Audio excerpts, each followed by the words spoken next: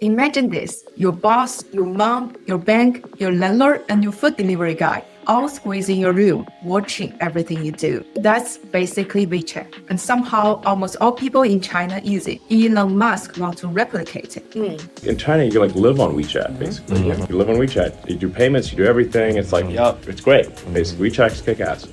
And we don't have anything like WeChat outside of China. In 2022, Elon Musk renamed Twitter to X and announced his grand plan, building the Western world's first everything app. He's pretty open about his inspiration, WeChat. It's a Chinese app that lets you chat, pay bill, order food, invest money, work, and video call your grandma. 3 years later, X is still basically Twitter. Way to argue with strangers and watch rocket launches.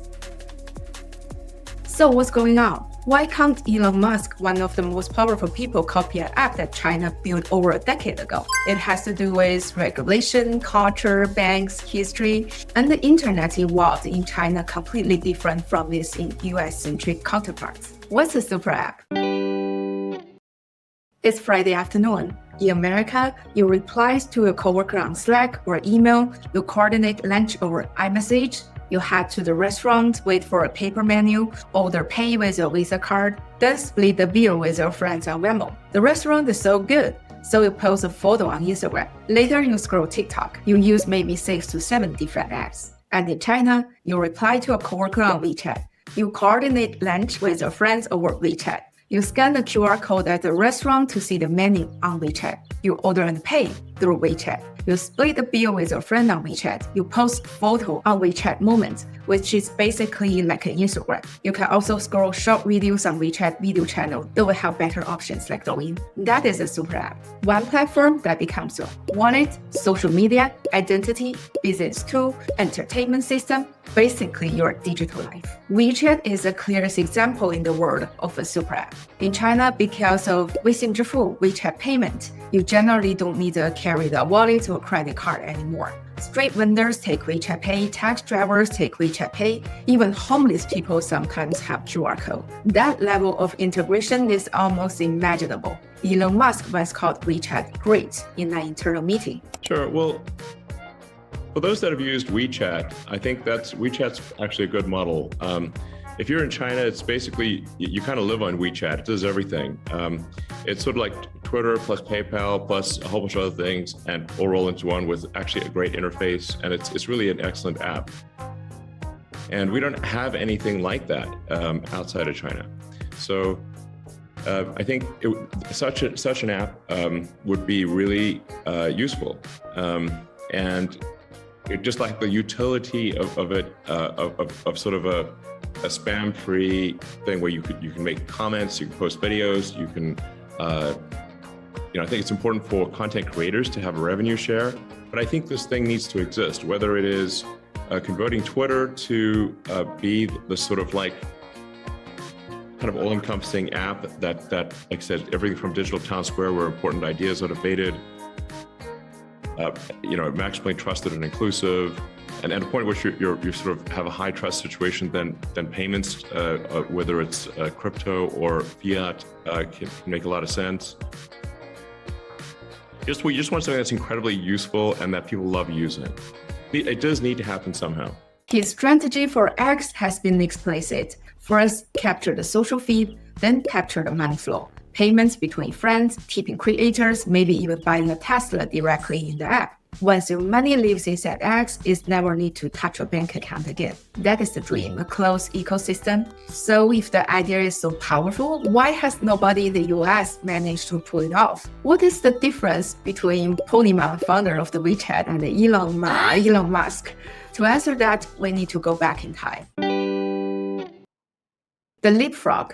How China skipped 2 generations of tech. The first is that China skipped the credit card era. In America, people spend decades building trust in banks. Credit cards become normal, then essential, then emotional. People collect airline miles, cashback points, travel reward. Some Americans are proud of the credit card. But in China, when mobile payments exploded in China around 2010 to 2015, a huge portion of the population has never owned a credit card. Yeah, there are no FICO scores, rewards points, fraud protection. We have debit card, bank account. People use passbook a lot. And in daily life, people almost always use cash. So when Alipay and WeChat Pay showed up, they were not competing with Visa. They are filling a vacuum. Chinese customers never got a chance to get attached to swiping a card. The card era basically didn't happen for them. The trust they built in financial systems went directly to tech companies like Alibaba and Tencent instead of banks.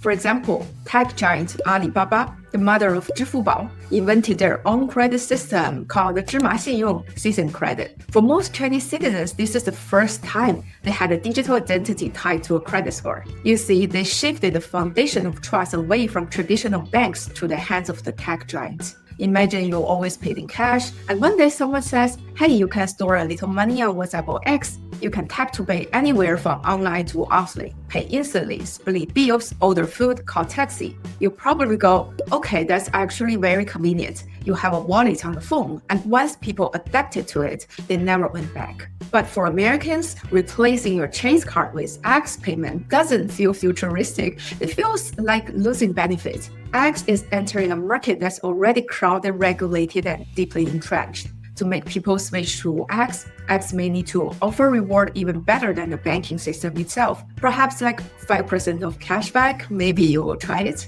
And that gets really expensive very fast. Secondly, China not only skipped the credit card, but the entire generation of computing. The second leapfrog is hardware. In the US and Europe, the internet evolved slowly. Desktop computers, dial-up internet, the laptops, the smartphones over decades. People used to browsers, tabs, website URLs. The internet felt open. China's internet evolves differently, who largely skipped the PC era. For hundreds of millions of people, their first experience online wasn't a family computer, but a cheap Android phone. Around 2010 to 2016, smartphones became the default gateway to the internet for an enormous part of the population. And that shapes behavior completely. We don't think in terms of website, but instead we think in terms of apps. We don't go online, we open apps. These early phones were cheap, often had just 16 gigabytes of storage. You couldn't fit 30 apps on them without your phone slowing to a crawl. So people naturally gravitated toward one app that could do everything. WeChat solved this beautifully with mini program, essentially lightweight apps that live inside WeChat itself in the cloud. No download required, no storage use. It's more like a WeChat OS system. You want to order pizza, book an appointment, pay your phone bill, there is a mini program in the cloud. For millions of users with low-end phones, a super app wasn't just convenient. It was the only technically viable option. That is the part many international analysts miss. The super app wasn't just a clever business model. It was a technological adaptation to the realities of China's internet infrastructure at the time. And once those habits formed, they stuck. This is what's called lock-in. If you can pay your electricity bill, book more tickets, and message your friends, all without leaving one app, why would people ever switch? And because your entire social life is already inside it, leaving becomes a painful experience. Even many Chinese users openly complain about WeChat. They said it's bloated, overloaded, impossible to escape, but their friends are on it. Their payments info is tied to it, and their work contact expected. They dislike it, but still be completely unusable to quit it. One strange side effect of this mobile-first world and skipping the credit card era was the rise of the QR code. Restaurants use them for menus, stores use them for payment, street performers use them to collect tips. There is even a story that goes around about beggars holding up QR code. It is surreal, but in a place where almost nobody carries cash anymore, even poverty has to adapt to the QR code era. So why did QR code completely take over China, but not the other countries? Part of it was infrastructure. In Euro-American markets, digital payments evolves around NFC technology. Think like Apple Pay. But NFC requires expensive payment terminals. China's retail landscape at the time was filled with family shops, food stalls, street vendors. And because we skipped the card era, most had never installed that infrastructure to begin with. Well, a QR code, meanwhile, costs basically nothing. Just print it out on a computer, done. Any vendor could participate instantly. And timing matters too. Early QR code in the US and Europe were not the good time. Slow cameras, clunky apps, broken links. The experience feels awkward. Meanwhile, WeChat built a QR scanner directly into the app itself, right as the smartphone cameras in China were rapidly improving. Suddenly, scanning became effortless. And once that habit formed, QR code stopped being like technology. Scanning became second nature. In China, a QR code became a portal to a service, a payment, even a digital identity. But in America, resistance to QR code isn't just a technical problem, it's psychological, philosophical as well. Tech writer Mike Masnick once described the internet as a battle between two ideas, protocols versus platforms. The Euro-American internet was built on protocols, open standard that nobody owns. Email is a perfect example. It doesn't matter if you use Gmail, Outlook, or Apple Mail. They all talk to each other because they share the same protocol. No single company controls your inbox. You can switch your providers without losing contacts. That is the DNA of the Euro-American internet: open, interoperable, decentralized. China's internet evolves in almost the opposite direction. Instead of many services connected together, companies try to build one platform that contains everything. It tries to become the internet for its users. The WeChat OS, your messages, your payments, your work contact, your identity, all living inside one ecosystem. Convenient, but also incredibly sticky. How does this happen? Partly because what we mentioned, the financial and hardware leapfrogging, and partly through competition, or more accurately, corporate warfare. Because China has no real antitrust enforcement, for years the internet became a kind of an infinite war. Every major tech company tried to either swallow its competitors or become them. The three biggest players, ByteDance, Tencent, Alibaba, spent years actively blocking each other. We call it 头疼啊大战. Tencent's WeChat wouldn't let you share an Alibaba shopping link, just blocked, done. And Alibaba won't accept WeChat payments. If in your view it's like X suppresses links to Amazon or TikTok in this feed, and PayPal suppresses the payment option to eBay, something like that. That means in some period it looked like you couldn't rely on other companies' services, but better build your own everything for each company, build their own payments, their own shopping, logistics, content, etc. Every platform has the motivation trying to become one complete digital world. The China's internet slowly turned into a collection of giant walled gardens. And interestingly, Elon Musk has been trying to push X to the same direction. For example, surprising external links, rising API prices, pushing users to stay inside the platform. The difference is China's walled gardens evolved naturally inside a closed, competitive ecosystem. But Elon is trying to build one inside the internet culture that was historically built around openness. And user immediately notice the difference. Trying to become everything doesn't feel convenient. Instead, it feels controlling, which leads to the next problem. Even if Elon is busy building the everything app, the Euro-American regulations are actually doing the exact opposite, tearing it down before it actually starts.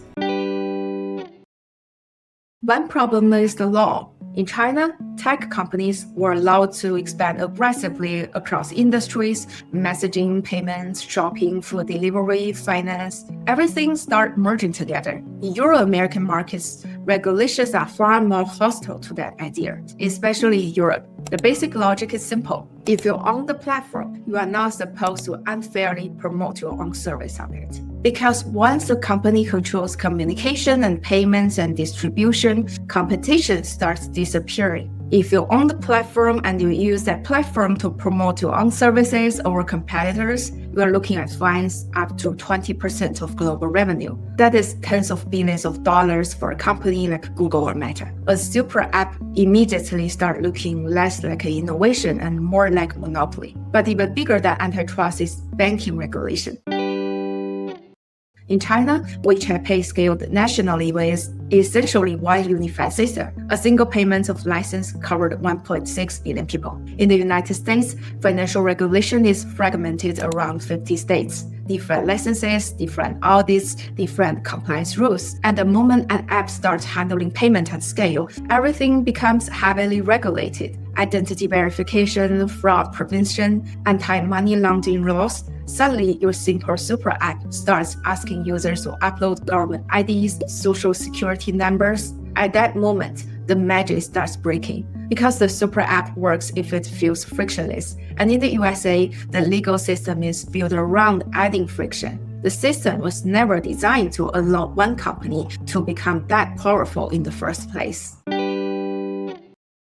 Apart from the wealth, there is a deeper problem, the cultural one. Let's go back to the image from the beginning. Your boss, parent, bank, coworkers, friends, all inside the same app. For many people in China, this level of integration feels natural, even somewhat efficient. Life becomes smoother when messaging, payment, services, social life all exist in one place. But many Western users tend to see digital life differently. There is a stronger expectation that different parts of life should stay separate. Work apps for work, private chats for friends, banking apps for money, not everything merged together. And after using WeChat for years, when all my relationships live inside one app, I become much more aware of how I present myself. I recently stopped myself from liking a completely harmless video because I realized coworkers or professional contacts might see it. Not because everything was forcing me to self-censor, but because social boundaries become less clear when everything exists in the same ecosystem, and that changes behavior. Over time, WeChat starts feeling less like an app and more like a layer that sits on top of everyday life itself.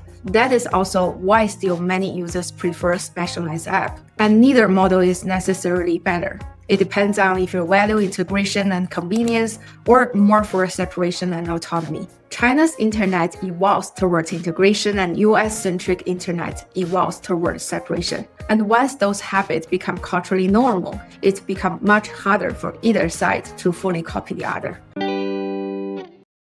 Should we actually want a super app? To be fair, WeChat has real advantages for connecting with family across the country, split bills, make frictionless payments, and keeping up with people you love. It feels very convenient and personal. But that convenience comes with a trade-off. The more one app handles your life, the more power that platforms quietly accumulates. Your conversations, payments, social graph, habits, location, identity, all connected together. And it isn't just a Chinese question. Apple and Google is already building tightly integrated ecosystem, and Elon Musk wants X to move in the same direction. Musk's vision for X also represents what tech companies want, to monopolize your attention, your data. Interestingly, Musk himself has posted multiple times recommending using Signal for private communication. He understood at the personal level the value of an app, that's one thing, and keep your data private, even while he's building X to be the opposite of it. Though the internet has more friction, a lot of apps and password and processes,